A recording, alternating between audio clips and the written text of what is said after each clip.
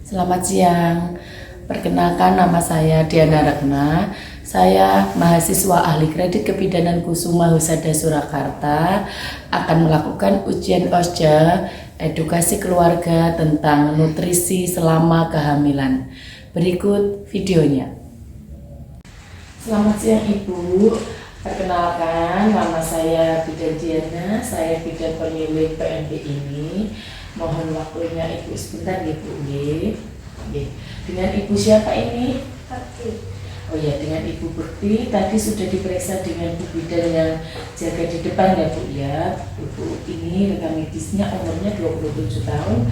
Hamil pertama, usia hamilnya 24 minggu. Tadi datang ke sini dengan suami ya Bu ya, untuk memeriksakan kehamilannya. Kondisi tubuh Ibu katanya agak sering mudah lelah gitu ya Bu ya. Sama pola makan tidak teratur, nanti keluhannya di depan seperti itu. Tidak mengapa, dalam pemeriksaan tensinya dan pemeriksaan HB semuanya masih dalam batas baik dan normal ya Bu ya. Baik Ibu, menanggapi keluhan dari Ibu ini, izinkan saya untuk memberikan edukasi kepada Ibu keterkaitan nutrisi selama kehamilan. Apakah Ibu bersedia? Ya. Sudah siap ya Bu ya. Sebelumnya kalau boleh saya tahu, apakah Ibu tahu tentang apa itu yang dinamakan nutrisi yang dibutuhkan selama kehamilan? Belum tahu ya Bu ya. Baik, tidak masalah. Baik Ibu, di sini tugas kami untuk memberikan edukasi atau pendidikan kepada Ibu tentang apa itu nutrisi selama kehamilan.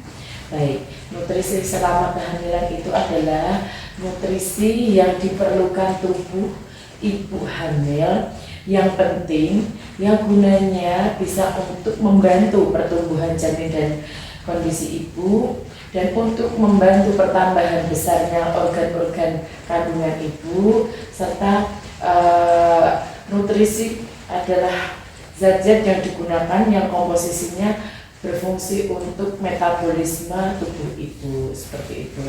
Gampangannya, prinsip dari pemenuhan gizi pada ibu hamil sendiri adalah gizi atau makanan yang mengandung gizi seimbang. Baik ya Bu ya.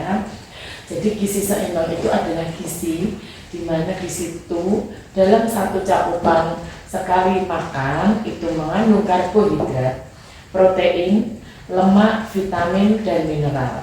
Kurang lebihnya seperti itu ya Bu ya.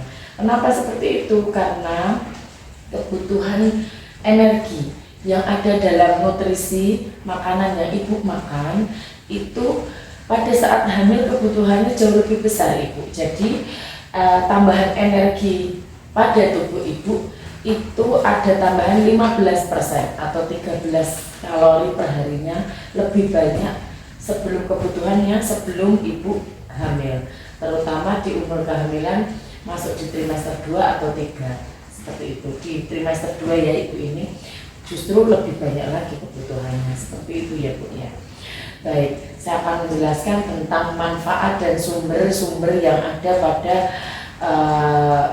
protein, karbohidrat, lemak, dan lain sebagainya, begitu ya, dan manfaatnya ya Bu ya. Jadi saya ulangi lagi, dari prinsip pemenuhan gizi yang dibutuhkan pada ibu hamil adalah gizi yang seimbang, di mana gizi seimbang itu mengandung dalam satu piringnya mengandung satu karbohidrat yang akan saya jelaskan. Kenapa karbohidrat diperlukan? Karena karbohidrat ini digunakan tubuh untuk sumber energi, terutama sumber untuk tenaga ibu, katakanlah bahan bakarnya ibu ya. Baik, di situ terkandung contohnya ada di dalam gandum, beras, kentang, kemudian singkong, ubi jalar, jagung, sagu seperti itu. Itu adalah makanan-makanan yang mengandung karbohidrat sehingga bisa dipecah digunakan untuk sumber energi atau tenaga ibu beraktivitas. Seperti itu ya Bu ya. Paham ya Bu ya? Kemudian yang kedua adalah makanan atau nutrisi yang berada dalam gizi seimbang adalah dalam satu makanan itu mengandung protein. Kenapa protein dibutuhkan? Karena protein digunakan selama kehamilan untuk membantu pertumbuhan dan perkembangan janin dan digunakan juga untuk pembentukan plasenta, kemudian cairan ketuban, yang kemudian juga pertumbuhan jaringan-jaringan pada payudara ibu, mempersiapkan nanti untuk masa menyusui, kemudian juga mempersiapkan atau membentuk jaringan-jaringan uterus atau rahim ibu untuk tumbuh kembang janin, seperti itu ya Bu ya. Dimana protein itu ada pada daging-dagingan atau protein yang mengandung protein hewani, ada di daging sapi, ayam, ikan-ikanan, ataupun telur, ataupun susu. Semua makanan yang berasal dari hewani, paham Ibu? Tetapi selain itu protein juga ada yang dihasilkan dari nabati. Jadi seperti yang berada di kandungannya di kacang-kacangan. Seperti itu ya Bu ya. Di situ bisa ada tempe, tahu, susu kedelai, itu juga dari kacang-kacangan dari kedelai ya Bu ya. Seperti itu. Selain itu, selain ada karbohidrat, ada protein, gizi seimbang juga harus mengandung vitamin, di mana vitamin itu berada pada sayuran atau makanan yang warnanya mencolok seperti warna-warna terang. Saya bisa menyebutkan makanan dalam kehamilan itu yang dibutuhkan adalah makanan di A, B, C, seperti itu. Jadi banyak berada di sayuran, sayur, kangkung, kelor, adas, seperti itu. Warna-warna makanan yang mencolok segar, seperti itu ya Bu ya. Kemudian juga dari buah juga ada vitamin-vitamin yang dari buah seperti jeruk. Semua makanan dari dan buah-buahan itu baik untuk kesehatan ya, seperti itu.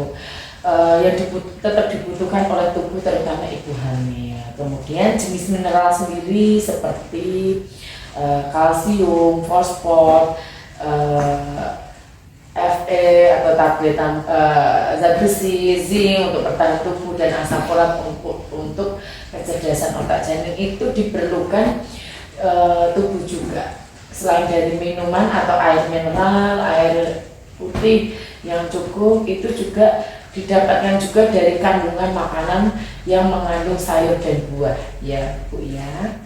Selain itu kita harus mengetahui Bu bahwa ketika hamil kita itu menghidupi, selain untuk diri sendiri, adalah kita membawa janin atau bakal bayi ya Bu ya. Jadi kebutuhan kita juga akhirnya meningkat, bukan untuk kita sendiri tapi juga untuk janin, karena beliau atau dia itu membutuhkan makanan itu yang melewati kita, termasuk juga cairan yang dibutuhkan dari bayi itu menyerapnya dari tubuh kita, sehingga untuk mencegah kita kekurangan minum atau cairan, kebutuhan cairan kita harus kita cukupi dan kita penuhi Bu ya. Yang biasanya hanya 3 gelas sehari, jangan Bu ya.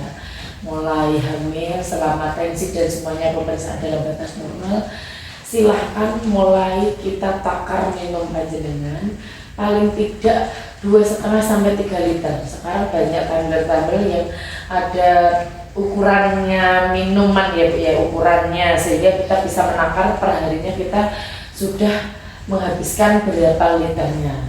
Itu bisa kita coba untuk memantau evaluasi kebutuhan cairan kita, sehingga tubuh kita tidak mengalami dehidrasi selama kehamilan, dan juga mencegah konstipasi atau susah buang air besar selama kehamilan.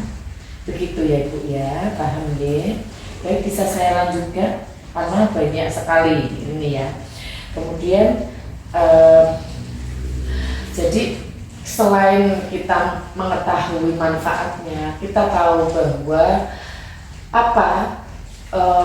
akibatnya apabila kita kekurangan dari nutrisi itu sendiri selama kehamilan, itu sangat berpengaruh sekali terhadap tumbuh kembang janin terutama, dan juga kesehatan ibu.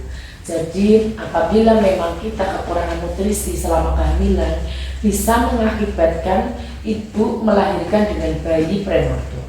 ibu meninggal, bayi meninggal sebelum lahir atau bayi meninggal dalam kondisi lahir dalam kondisi meninggal, kemudian bisa keguguran sebelum waktunya ataupun cacat bawaan, serta bayi lahir dalam berat badan rendah. Itu bisa efek, salah satunya adalah efek dari kurangnya nutrisi pada saat ibu hamil. Paham Bu? Kalau untuk ibu sendiri juga beresiko Bu. Kenapa harus nutrisi terpenuhi? Karena selain untuk manfaatnya untuk janin, juga untuk ibu.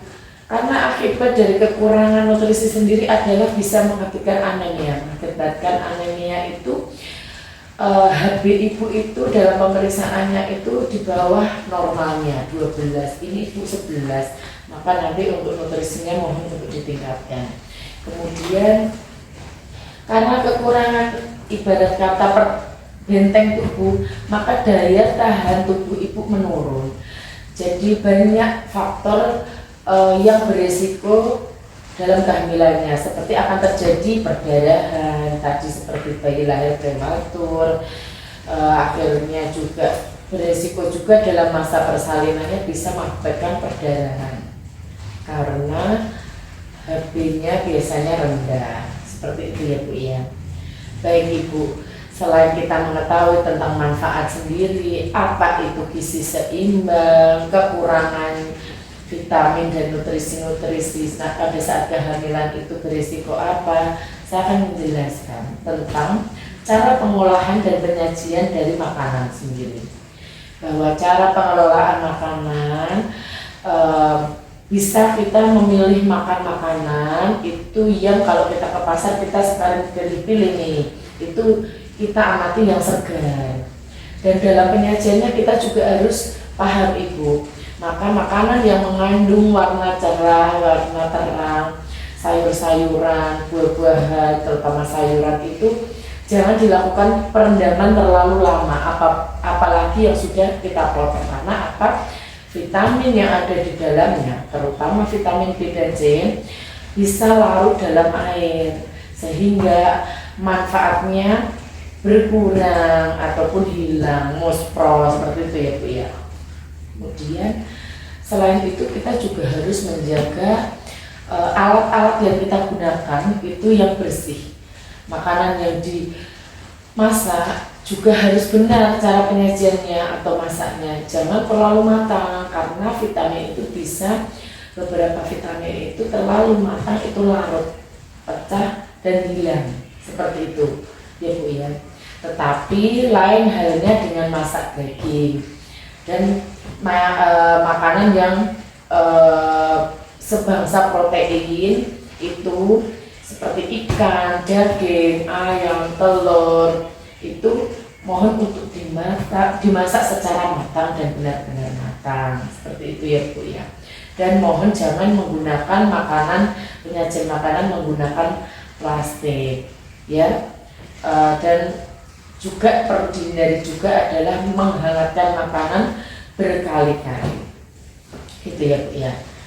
Selain itu juga saya akan menyampaikan bahwa tapi setelah tahu seperti itu, Ibu jangan takut akan makanan, bahwa semua makanan itu banyak mengandung nutrisi, vitamin dan mineral, sudah ada cukupannya. Kalaupun ada makanan atau rumor seperti selama hamil ada pantangan ini, seperti itu yang Ibu mungkin pernah dengar, tidak perlu takut. Selama hal itu tidak terlalu berlebihan, semuanya aman ya. Yang penting kita tahu cara mengolah, memasak, menyajikan, dan memakannya itu kita paham ya Bu ya. Seperti itu. Jadi kalau perlu jangan terlalu memilih-milih makanan dan terlalu memantang makanan terlalu banyak, kecuali Ibu memang memiliki bahkan alergi terhadap makanan tertentu sebelum hamil Ibu nggak tahu itu, maka bolehlah itu dihindari dan bisa diganti dengan nutrisi lain yang sama kandungannya dengan makanan yang Ibu alergi. Begitu ya Bu ya. Baik, mungkin di gizi seimbang Ibu bisa dibuka di buku KIA Ibu. Mohon maaf, ini yang buku KIA-nya Ibu dapat yang lama ya, nggak masalah, di situ tetap sama aja. Ya, jadi kalau di buku yang lama ini saya bisa menunjukkan Ibu porsi makanan dan minuman dan kebutuhan nutrisi Ibu selama hamil itu bisa dicontoh di menu seimbang Ibu hamil di buku KIA seperti ini. Jadi ada di sini ada makanan yang mengandung karbohidrat, protein. Kalau protein bisa dari hewani, nabati, sayuran ini tadi yang dan buah dan minyak itu mengandung di mineral dan vitamin, serta lemak pun juga diperlukan oleh tubuh. Jadi makanan juga boleh ini dimasak, digoreng pakai minyak goreng ya Bu ya. Pengelolaannya yang penting tahu kalau itu sayuran jangan terlalu matang. Kalau untuk protein yang mengandung hewani terutama, maka masaklah dengan matang seperti itu ya Bu ya. Kemudian juga gula juga dibutuhkan Ibu, sehingga perlu menggunakan gula, minum teh hangat atau makanan yang mengandung manis itu diperbolehkan. Kalau perlu, yang perlu dihindari adalah kurangi minum teh hangat, apalagi kalau pada saat kita minum vitamin pada tambah darah. Begitu ya Bu ya, kurang lebihnya. Paham Ibu? Oh ya. Sebelumnya saya mau tanya lagi, apa yang saya jelaskan sebegitu banyaknya dengan suara saya yang lantang ini, apakah kalau boleh saya tanya balik, Ibu mengetahui isi dari protein yang mengandung hewani itu berada di mana aja? Dari apa? Hewan. Dari hewan-hewan. Contohnya makanannya apa Bu? Daging sapi. Iya, benar sekali, benar sekali. Susu. Betul sekali, betul sekali. Iya, jadi saya rasa Ibu paham dari apa yang saya jelaskan ya Bu ya. Ya, baik Ibu, terima kasih atas waktunya. Ibu telah berkenan untuk menerima edukasi tentang nutrisi selama kehamilan. Untuk itu mohon Ibu untuk, karena hatinya juga 11, untuk nutrisinya diperbaiki, makan makanan yang mengandung gizi seimbang. Nanti untuk kita evaluasi, pemeriksaan ulang atau nanti kontrol di berikutnya akan kita evaluasi lagi dari ini ya Bu ya, hasil hatinya Ibu, ada pemeriksaan lab Ibu dan juga lain-lainnya. Mungkin sebelum saya tutup, ada yang perlu ditanyakan? Tidak ada. Terima kasih Ibu atas waktunya, terima kasih atas kunjungannya. Semoga Ibu sehat selalu dan nanti kita tunggu untuk pemeriksaan atau kontrol di bulan depan. Terima kasih Bu.